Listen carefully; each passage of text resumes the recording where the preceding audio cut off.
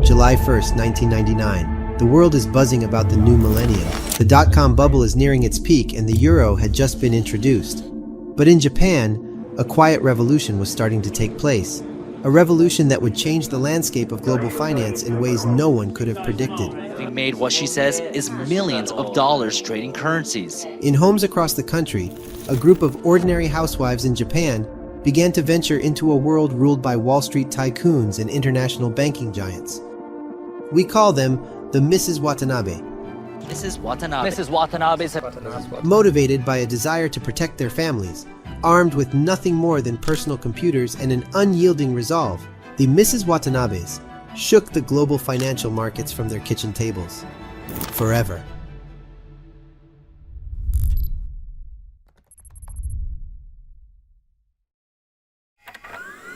Imagine if we could go back in time to the late 1980s. Japan's economy was booming. Its economy was so strong, it was second only to the colossal United States. This was especially true in the world of real estate and the stock market, where prices were sky high. But, as the saying goes, what goes up must come down. When the 1990s rolled in, Japan's economic bubble popped. The country's real estate and stock markets collapsed, wiping out trillions of yen in wealth almost overnight. Suddenly, the economic powerhouse was brought to its knees, and this crisis marked the start of what is now known as Japan's lost decade. In an effort to get the economy back on track, the Bank of Japan decided to lower interest rates. Interest rates are the price you pay to borrow money. When they're high, it costs a lot to borrow, so people and businesses decide to save their money instead. When they're low, it's cheaper to borrow, encouraging people and businesses to spend and stimulate the economy. But even with these low interest rates, the Japanese economy was still struggling and regular people weren't getting much return on their savings in Japanese banks. It was during these tough times that something unexpected started to happen. In Tokyo, a city that never sleeps, a surprising force was on the rise. Not in the fancy offices full of businessmen, but in the homes of ordinary people. Mrs. Watanabe. But who exactly is Mrs. Watanabe? Well, she doesn't really exist. Not as a single person, at least. In Japan, Mrs. Watanabe is like John Doe or Average Joe in English.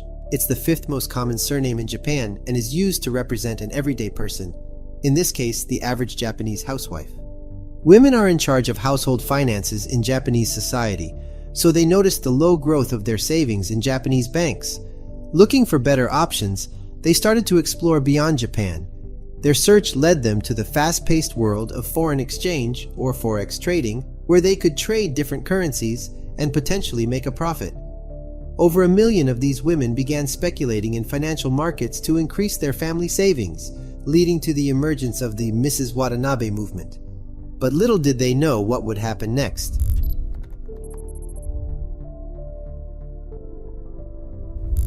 Now, imagine you're a Japanese housewife. You're in charge of the household finances, and you've got money to invest. But when you look around, there are no attractive options at home. The interest rates are so low that leaving your money in a savings account feels like letting it gather dust. It's not getting your savings anywhere. This is where Mrs. Watanabe found herself. Her savings were growing too slowly in Japan's banks, so she decided to do something innovative.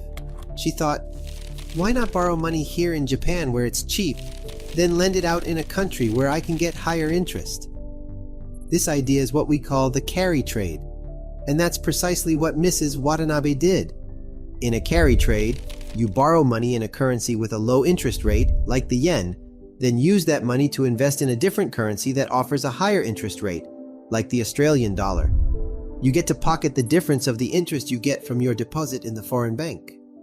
Imagine living in a country where fruits are currency. For every 100 apples you deposit in the Apple City Bank, they reward you with 1 extra apple each year. But then, you spot that the Orange City Bank gives out 5 extra oranges annually for every 100 oranges deposited. So you decide to swap your apples for oranges, pocketing those extra oranges each year.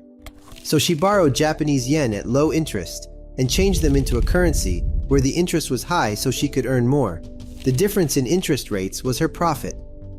And just like that, Mrs. Watanabe found herself at the center of a financial revolution right from her kitchen table. This marked the birth of the Mrs. Watanabe carry trade phenomenon, a savvy financial maneuver that would soon attract global attention.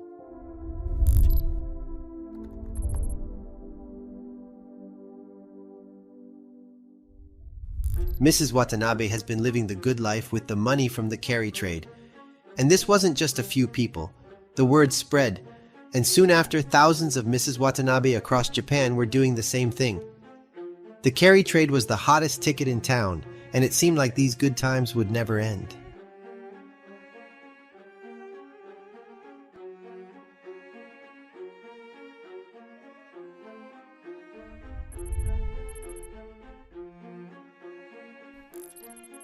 According to the Financial Times, more than half of Japanese household assets are cash and bank deposits. This is unusually high since cash only represents 14% of Americans' household assets and 37% of Europeans. But there's no such thing as zero-risk profits. Just like the highest swing in the playground can give you the best ride, it can also be the scariest when things go wrong. In 1998, a storm hit the global financial market. A storm called the Russian financial crisis. Russia defaulted on its debts and created a massive earthquake for the entire global financial system. Remember the carry trade? Well, here's the downside of it. If the yen's value rises against the currency Mrs. Watanabe has put her money into, repaying the borrowed yen would lead to losses. And to the chagrin of Mrs. Watanabe, that's precisely what happened. When the Russian financial crisis hit, investors got scared. They rushed to pull their money out of risky investments and put it in safer places. One of those safer places was the Japanese yen.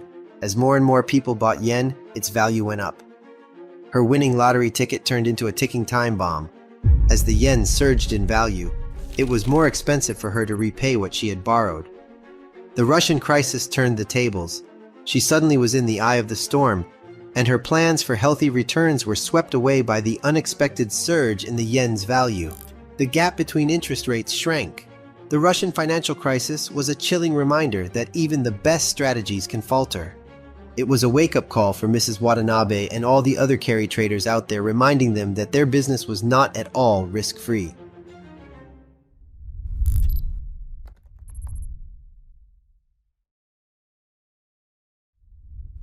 In the aftermath of the Russian financial crisis, Mrs. Watanabe and others involved in the carry trade were left licking their wounds. Meanwhile, back in Japan, the government was dealing with its own economic challenges. Even after being the world's first country to introduce a zero-interest rate policy in April 1999, Japan was still facing a new monster: deflation. Deflation is when the overall level of prices in an economy decreases, incentivizing people not to spend their money by delaying their purchases because they expect prices to fall further. In response to this, in 2001, the Bank of Japan decided to take another bold step to fight this deflation. It became the first country ever to introduce a policy known as quantitative easing, or QE for short. This practice has since been adopted by other central banks worldwide, particularly during the 2008 financial crisis, and more recently during the pandemic. In simple terms, QE is when a central bank, like the Bank of Japan, creates new money and uses it to buy government bonds, or a title where the government promises to pay back the borrowed money at a certain time and with a certain interest rate that are both fixed during the creation of the bond. This floods the economy with money, lowers interest rates even further, and encourages people and businesses to borrow and spend. It's like adding fuel to a fire to make it burn brighter. For Mrs. Watanabe, this was a double-edged sword. On one hand, the even lower interest rates in Japan meant that the potential profits from the carry trade were higher, and on the other hand, the risks associated with the carry trade were still fresh in her mind. The introduction of quantitative easing was a defining moment in Japan's economic history. It represented a significant shift in the Bank of Japan's approach to managing the economy. And for our Mrs. Watanabe, it was yet another twist in her financial journey.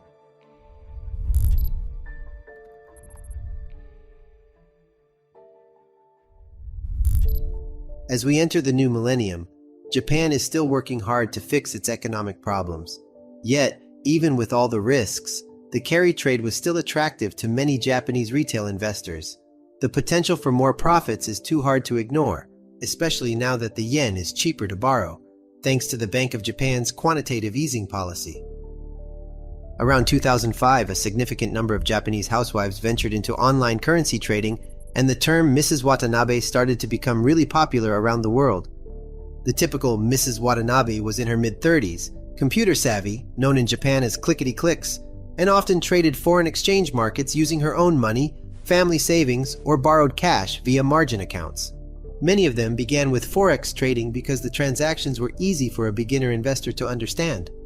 At that time, the media was filled with stories about the so-called real housewives of Japan. The New York Times interviewed a number of middle-class Japanese homemakers who moonlight as amateur currency speculators.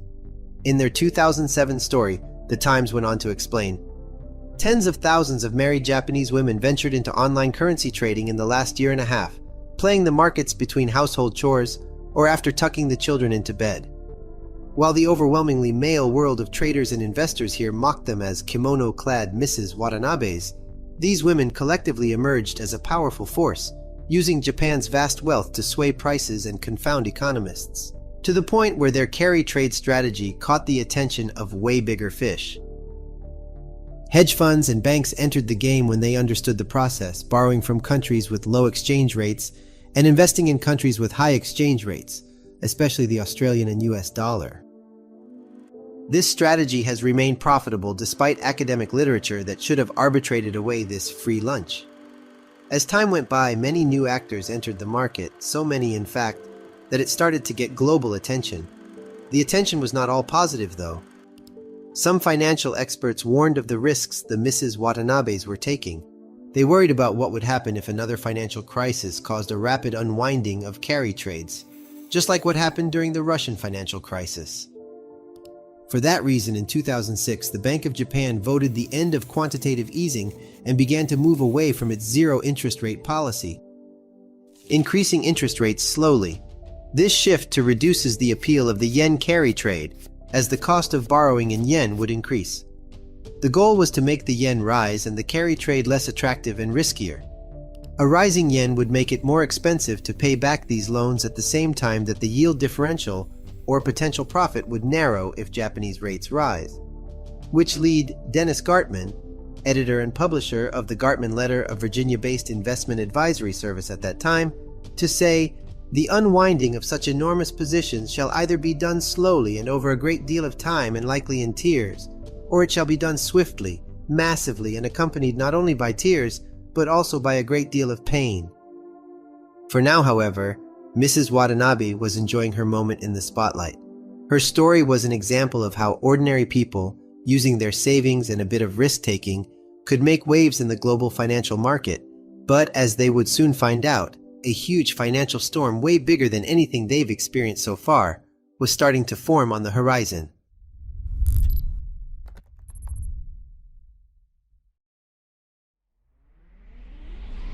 2008 was a tumultuous year for the economy. What the heck is going on down here? I don't know. Many economists now believe this downturn will be the most severe since the recession of the early 1980s. The 2008 financial crisis was bigger than anything Mrs. Watanabe had faced before. The crisis started in the United States with the collapse of Lehman Brothers, a massive investment bank. As this giant investment bank crumbled, global financial markets spiraled down, sinking many economies across the globe into a deep recession. Just like during the Russian financial crisis, worldwide investors shaken by the turmoil scrambled for safety.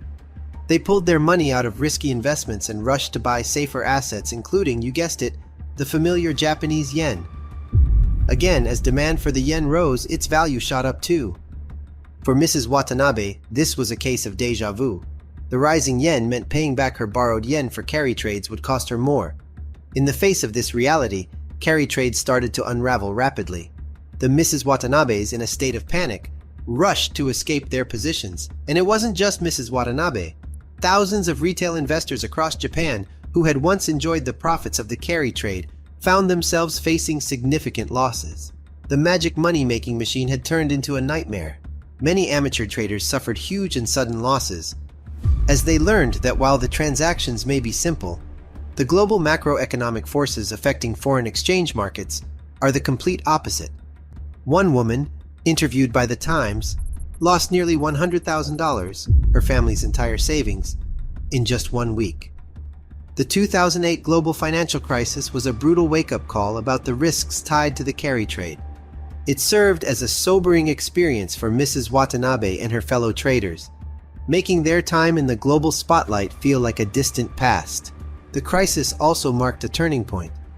It was the moment when the world truly realized how interconnected our global financial system is, and how quickly a crisis in one country can spread to others.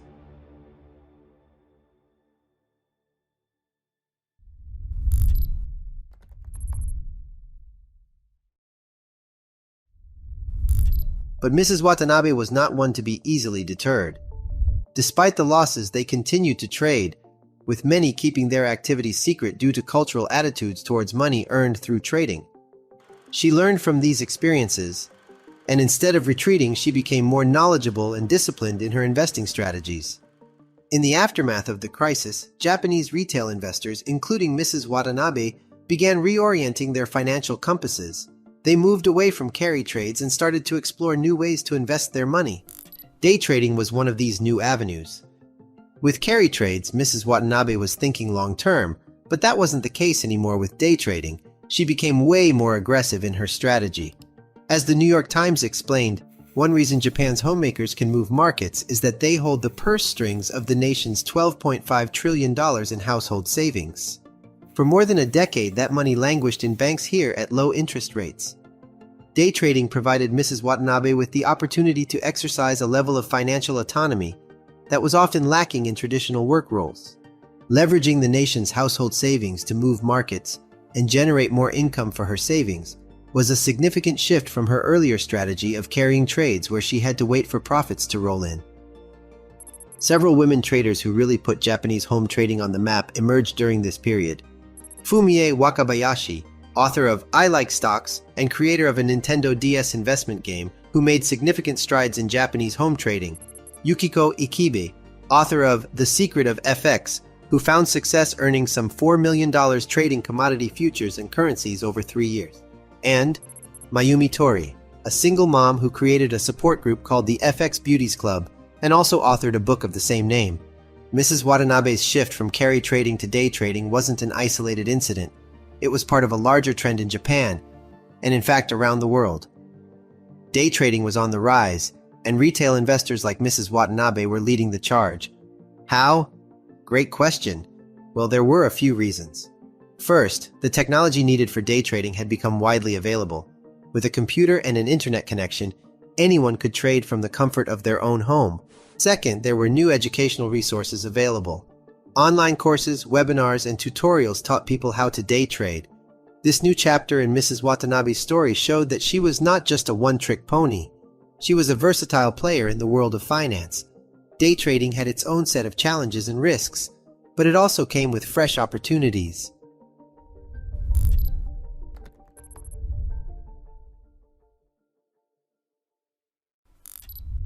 Fast forward to 2013, and the Japanese economy is at a crossroads. The national debt to GDP ratio is at 230%, the highest among developed countries. For almost 2 decades now in Japan, deflation has been rampant. The prices and wages kept dropping.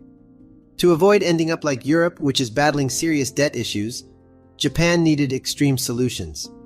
In December 2012, Shinzo Abe became Japan's prime minister. He launched an ambitious plan called Abenomics, which had several strategies, but 2 main ones were: 1. Monetary stimulus. The Bank of Japan was instructed to print more money to stop deflation until inflation hits 2%, a rate many economists argue to be optimal. A little inflation would stimulate the economy to start spending again and attract more investment. 2. Fiscal stimulus. The government decided to spend as much money as possible on things like schools, healthcare, and infrastructure. The aim is to create jobs, stimulate construction, encourage businesses to grow, and hopefully boost the economy. Initially, Abenomics seemed successful. Japan's stock market, the Nikkei, went up by 30% in the first 3 months of Abe's mandate. In March 2013, the Financial Times of London wrote, "Welcome back, Mrs. Watanabe. As the effects of Abenomics start to trickle down to consumers and private investors in the world's third largest economy, and as global recovery hopes brighten, this canny player of global currencies and interest rates has begun to stir once more. By late May 2013, however, the Japanese stock market took a huge tumble and is struggling to recover. Many blame Mrs. Watanabe for cashing out on the quick profits she earned over the past few months while the stock market climbed. At that time, many finance people around the world were closely following Mrs. Watanabe's behavior. Does she know something about the stock market or the future of Abenomics that the rest of the world doesn't? As we mentioned earlier, more than half of Japanese household assets are cash and bank deposits. In a deflationary environment, it's completely logical for Mrs. Watanabe to preserve her cash instead of using it, simply because if prices are falling, her cash could buy more next week than it could this week, so it's best to hang on to it.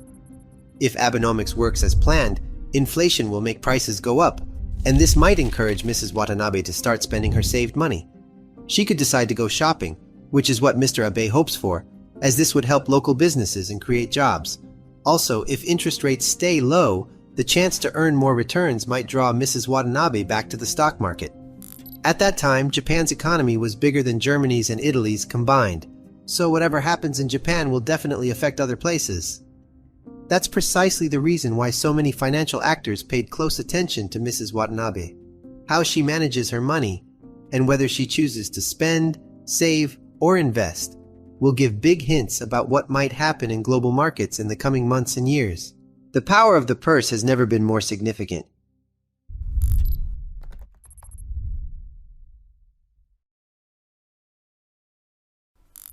Fast forward to today, Mrs. Watanabe has gone through quite a journey. She's been a budget manager, a carry trader, a day trader, and an icon in the financial world. She's weathered financial crises and adapted to changing market conditions. In today's financial landscape, Mrs. Watanabe remains a force to reckon with. The proliferation of digital platforms and the democratization of financial markets have made it easier than ever for retail investors like Mrs. Watanabe to participate in day trading. It's no longer an activity reserved for professional traders in big financial firms. Anyone with a computer, an internet connection, and a bit of knowledge can get involved. And Mrs. Watanabe, with her years of experience and financial instincts, is right in the thick of it. In the end, the story of Mrs. Watanabe is about more than just finance. It's about resilience, adaptability, and the courage to take risks. It's about ordinary people making extraordinary impacts. And most of all, it's about how anyone, even a humble housewife managing her family budget, can become a player on the global financial stage. So what's next for Mrs. Watanabe? As technology continues to advance, new tools and platforms are emerging that make trading even more accessible. With apps and online platforms, trading is becoming something that anyone can do, anywhere, anytime. At the same time, markets are becoming more volatile. Political tensions, economic uncertainties, and global events are causing rapid fluctuations in currency values. For day traders like Mrs. Watanabe, this volatility can be both a challenge and an opportunity. And so, as we close this chapter on Mrs. Watanabe's journey, we're left with a sense of admiration for this everyday housewife who dared to venture into the world of global finance, and in doing so, changed the game forever. Thank you for watching.